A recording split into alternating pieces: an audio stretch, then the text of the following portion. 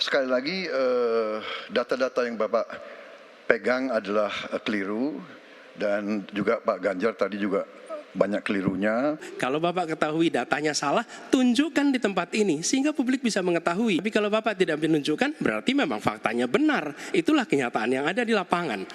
Saya pengen data yang Bapak katakan salah, data pertahanan Anda ini, Anda pertahanan saya, silahkan Anda bantah di sini.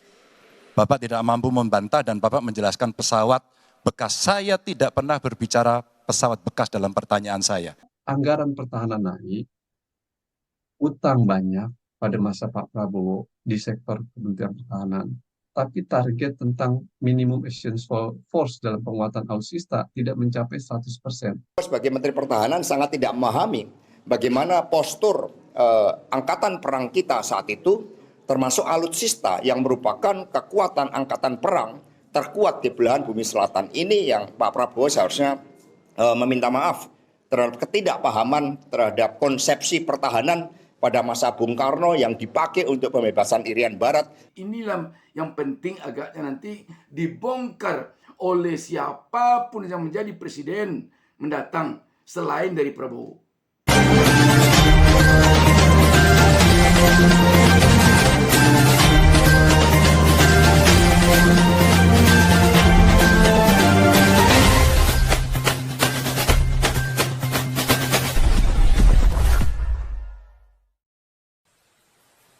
Jangan lupa subscribe.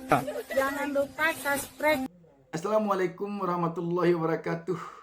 Jumpa kembali kita pada kesempatan ini. Saya ucapkan selamat berhari Minggu kepada seluruh pemirsa. Pada kesempatan wisata politik minggu ini, saya ajak pemirsa untuk membongkar sengkarut pada debat Capres putaran ketiga baru lalu. Kita awali pertemuan kita dengan pendapat yang dikemukakan pengamat pertahanan dan keamanan Al-Araf. Saya melihat secara umum terkait dengan pertanyaan bahwa transformasi pertahanan kita ini tidak memiliki perencanaan pertahanan yang baik dan buruk sehingga target tidak tercapai. Data-data yang disungkapkan oleh Pak Ganjar ataupun juga oleh Pak Anies menjelaskan tentang itu.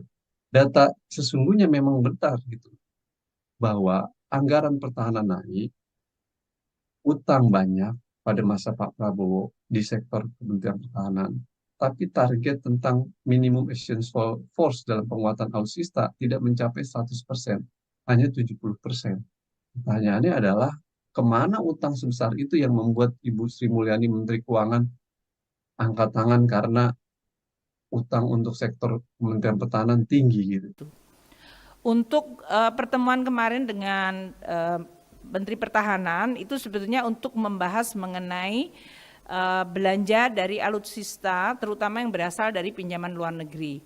Seperti diketahui bahwa Kementerian Pertahanan anggarannya adalah anggaran yang ada di dalam DIPA yang seperti hari ini disampaikan sama seperti kementerian yang lain. Namun untuk Kemenhan ini ada alokasi yang cukup signifikan, yaitu dari pinjaman luar negeri. Untuk tahun 2020 hingga 2024, waktu itu sudah disetujui oleh Bapak Presiden 20,75 miliar US dollar untuk periode 2020-2024. Nah, kemarin karena adanya berbagai perubahan, maka alokasinya dinaikkan untuk 2024 menjadi 25,0 billion US dollar. Jadi terjadi kenaikan yang cukup signifikan dari 20,75 miliar US dollar ke 25 miliar US dollar. Itu yang kemarin disepakati.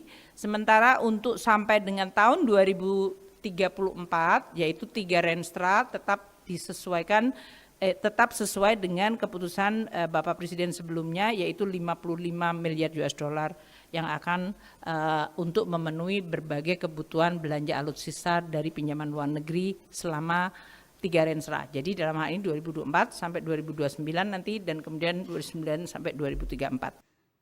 Jadi sebenarnya memang wajar Capres Ganjar Pranowo dan Anies Baswedan mempertanyakan persoalan penggunaan dana atau uang rakyat yang ada di Kementerian Pertahanan ini khusus untuk pembelian alutsista.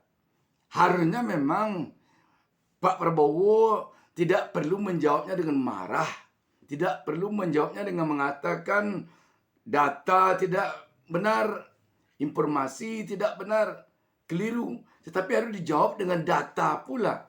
Sayang memang Pak Prabowo tidak menjawab dengan data. Meskipun Ganjar kita perhatikan telah memperlihatkan benar. Ini data saya, mana data Anda? Saya pengen data yang Bapak katakan salah, data pertahanan Anda ini, Anda pertahanan saya, silahkan Anda bantah di sini. Bapak tidak mampu membantah dan Bapak menjelaskan pesawat bekas. Saya tidak pernah berbicara pesawat bekas dalam pertanyaan saya.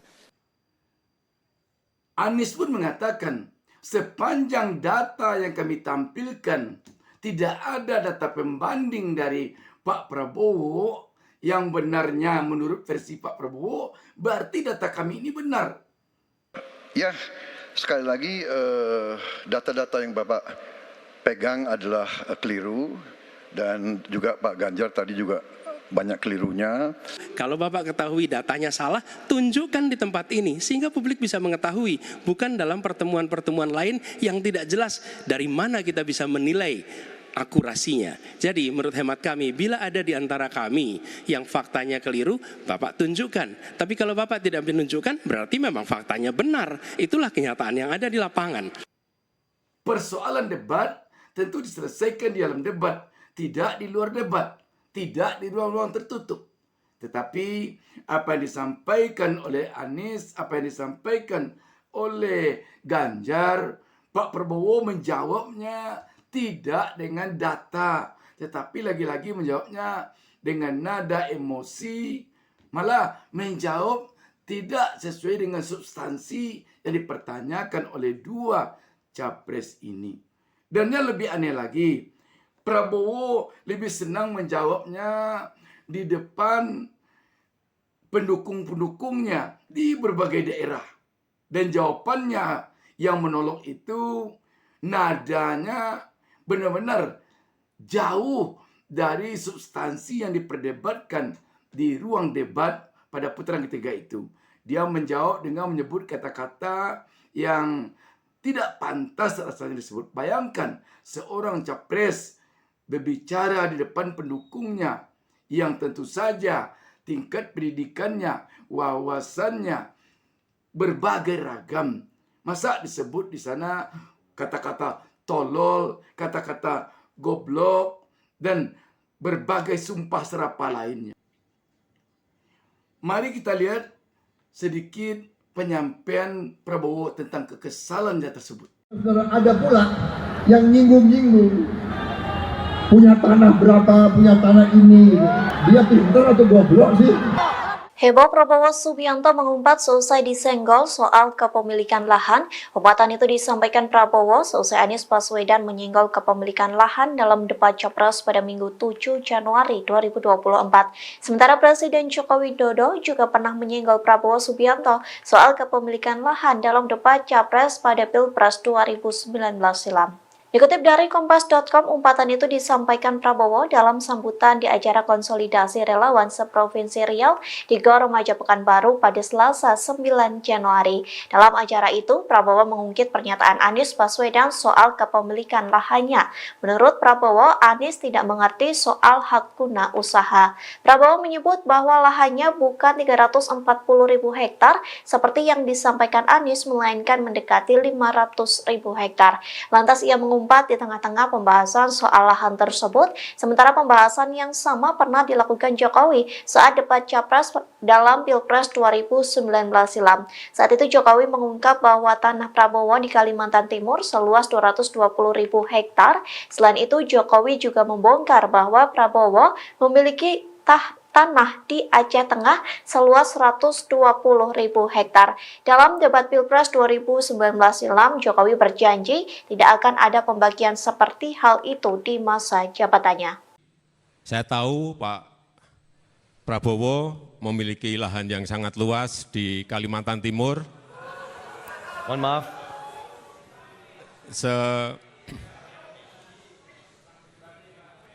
Sebesar 220.000 hektar. Juga di Aceh Tengah 120.000 hektar. Saya hanya ingin menyampaikan bahwa pembagian seperti ini tidak dilakukan masa pemerintahan saya. Di saat tentara kita lebih dari separuh tidak memiliki rumah dinas. Sementara menterinya punya, menurut Pak Jokowi, punya lebih dari 340 hektar tanah di Republik ini. Ini harus diubah. Tambah lagi, food estate singkong yang menguntungkan kroni, merusak lingkungan, dan tidak menghasilkan. Ini harus diubah. Kami akan memulai dengan kepemimpinan yang menjunjung tinggi etika, kepemimpinan yang mengandalkan data, informasi, kapasitas yang serius. Sebelum saya menjawab pertanyaan itu, saya mengklarifikasi tadi data yang meleset. Maaf Pak Prabowo, angkanya terlalu kecil. Bukan 320 hektar, tapi 340.000 hektar. Inilah mungkin yang banyak disesalkan oleh publik. Karena itu memang semakin tampak jadinya oleh publik bahwa diduga ada persoalan yang perlu dibongkar di dalam kemenhan ini. Apa sesungguhnya rahasia yang ada di dalamnya yang tidak rahasia mengenai strategi pertahanan, mengenai persoalan-persoalan intelijen. Apa sebenarnya? Inilah yang penting agaknya nanti dibongkar oleh siapapun yang menjadi presiden mendatang selain dari Prabowo. Sebab ini uang rakyat. Dipinjam pun uang dari luar negeri, yang membayarnya itu rakyat. Nanti akan dibayar dari dana APBN. APBN itu dana pajak rakyat yang dikumpulkan. Makanya seperti yang dikatakan mantan Menteri Pertahanan, yang juga sekarang Cawapres Mahfud MD, bahwa yang berkaitan dengan penggunaan dana rakyat tidak ada yang perlu dirahasiakan. Sebab itu penggunaan dana rakyat. Rakyat harus tahu kemana dipergunakan dananya oleh pengelola negara. Jadi tidak ada rahasia. Menurut Mahfud malah dia pernah jadi Menhan. Yang rahasia itu bukan penggunaan uang rakyat. Yang rahasia itu hanya seputar mengenai strategi pertahanan dan hal-hal yang berkaitan dengan dunia intelijen. Debat itu ya datanya dibuka di debat itu, bukan ngajak ngomong berdua. Dan tidak semua yang ditanyakan tuh rahasia. Rahasia itu ada undang-undang yang disebut rahasia negara, itu misalnya orang disersi, strategi pertahanan, intelijen, itu rahasia negara. Kalau anggaran itu dibuka ke publik, karena itu tanggung jawab ke publik, bukan ngajak ngomong berdua, bicara data. Yang satu udah bicara data, ini datanya, lalu dia nanti kita omong berdua, nggak boleh dong, ini debat, harus ke publik, jelaskan juga itu salahnya data, di sini saya punya, gitu. Kalau ngajak ngomong berdua, namanya itu rembukan, bukan debat. Sepanjang yang dibicarakan di dalam debat Capres putaran ketiga kemarin itu, menurut Mahfud, sama sekali tidak ada yang perlu dirahasiakan. Kita saksikan lagi penjelasan dari Al-Araf. Nah, ini jadi soal gitu. Nah, itu dipertanyakan. Nah, Pak, pasangan nomor 2 tidak bisa menjawab hal ini karena memang realitasnya empirisnya seperti itu gitu loh. Anggaran besar, beban utang tinggi, target tidak tercapai gitu. Nah, ini soal. Yang kedua adalah terkait dengan upaya memastikan tentang bahwa pembangunan pertahanan itu harus memiliki prioritas dan ajak gitu, kata Pak Ganjar ya kan. Itu sebenarnya ingin menjelaskan bahwa kok Bapak dalam membangun sektor pertahanan itu seperti membangun gado-gado, campur gitu. Membeli alutsista dari sini, dari sana, dari sini, dari sana, banyak. Dan kemudian itu akan membuat kompleksitas dalam penguatan alutsista. Harusnya terintegrasi, terukur, jelas, dan ajak. Nah, ini kita menjadi rumit. Beli Mirage baru bekas, dikritik, ditunda karena alasan keuangan. Nah, ini dan itu dilakukan sebelum debat gitu, penundaan itu. Ini yang menurut saya kritik Pak Ganjar tentang Menteri Pertahanan tidak ajak. Nah, yang ketiga adalah terkait dengan pengadaan alutsista bekas. Data yang disampaikan alutsista bekas oleh Pak Anies, begitu juga dengan Pak Ganjar, tidak bisa dijawab secara gamblang. Kenapa membeli alutsista bekas? Pembelian Mirage atau yang lainnya, itu menunjukkan bahwa komitmen Kementerian Pertahanan dalam modernisasi alutsista yang modern dan baik, itu tidak cukup baik karena malah membeli yang bekas. Nah, pembelian bekas tadi itu ya akhirnya membuat problem kelanjutannya dalam perawatan kondisi alutsistanya yang tentu bisa kondisinya membawa dampak terhadap kerusakan alutsista, terjadinya kecelakaan, akhirnya pilotnya jatuh, lalu kemudian masyarakat tidak aman dan lain sebagainya. Itu alutsista bekas tidak bisa dijawab karena kenapa itu ditanya terkait alutsista Mirage pada masa Pak Juwono Sudarsono, pembelian Mirage itu ditolak, Mbak, oleh Pak Juwono karena bekas. Tapi di masa Pak Prabowo malah mau dibeli. Nah, ini yang menjadi soal dan pembelian itu penuh dengan dugaan-dugaan terkait dengan pihak ketiga yang juga kemudian Pak Anies mempertanyakan. Dan menurut saya Pak Anies menarik isu-isu di sektor pertahanan yang berada di bawah permukaan ke atas permukaan itu dengan mempertanyakan bahwa ada kemungkinan pihak-pihak ketiga atau orang dalam beberapa kasus pengadaan alutsista gitu, dan juga dalam konteks isu food estate karena menyebut PT investasi yang disampaikan oleh Pak Anies. Nah, Pak Prabowo aja nggak bisa jawab tentang PT itu dan soal isu food estate yang diduga melibatkan lingkaran di dalam Pak Prabowo itu sendiri, usia terkait dengan tanah di KN dan lain sebagainya. Nah, ini nggak bisa menjawab. Akhirnya ini membuat beliau emosi dan tidak bisa menjelaskan dan cenderung berdalih ke arah ini rahasia negara, tidak bisa dijelaskan. Menurut saya ini bukan rahasia negara. Sektor pertahanan itu dibiayai oleh pajak rakyat, sehingga rakyat harus tahu duit itu dipergunakan untuk apa. Dalih kerahasiaan seringkali dijadikan dalih untuk menutupi dugaan penyimpangan korupsi dalam pengadaan alutsista. Ada satu hal menarik yang dikemukakan Prabowo ketika menjawab pertanyaan Ganjar dalam debat kemarin itu. Prabowo mengatakan bahwa di saat Presiden Bung Karno, peralatan perang atau alutsista kita bekas. Saya ingatkan Bung Karno waktu menghadapi Irian Barat, seluruh alatnya bekas.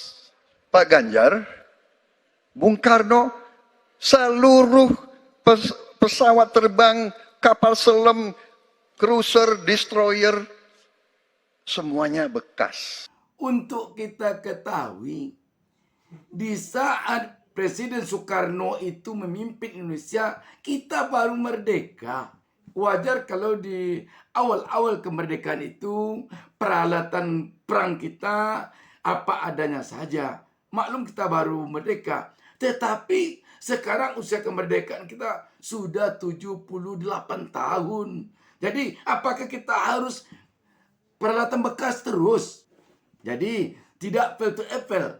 Kalau peralatan perang kita di era modern sekarang ini kita bandingkan dengan peralatan perang kita ketika di awal kita merdeka di zaman Bung Karno dulu. Itu pun ternyata dibantah oleh Sekjen PDIP Hasto Kristianto bahwa di era Bung Karno banyak peralatan perang Indonesia yang baru. Makanya Hasto minta kepada Prabowo agar minta maaf atas klaimnya itu. PDI Perjuangan tidak menerima klaim Capres nomor urut 2 Prabowo Subianto yang menyebut Presiden Soekarno juga kerap membeli alutsista bekas. Sekjen PDIP Hasto Kristianto mendesak Prabowo untuk minta maaf.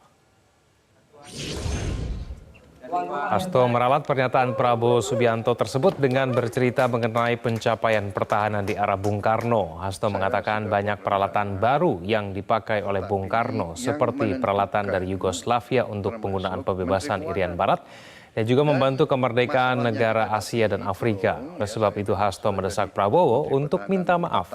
PDI Perjuangan pun menyayangkan ungkapan Prabowo yang dinilai tidak paham mengenai sejarah dan keliru perihal aspek kebutuhan pertahanan.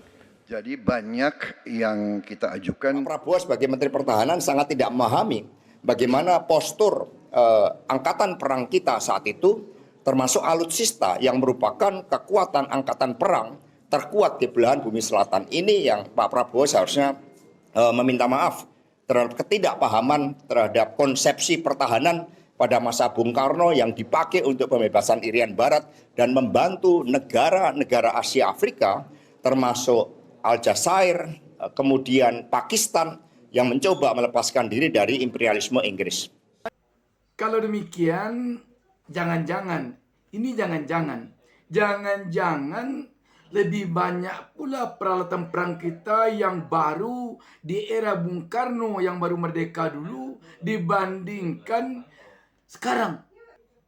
Demikian sahabat, selamat berhari Minggu. Wassalamualaikum warahmatullahi wabarakatuh.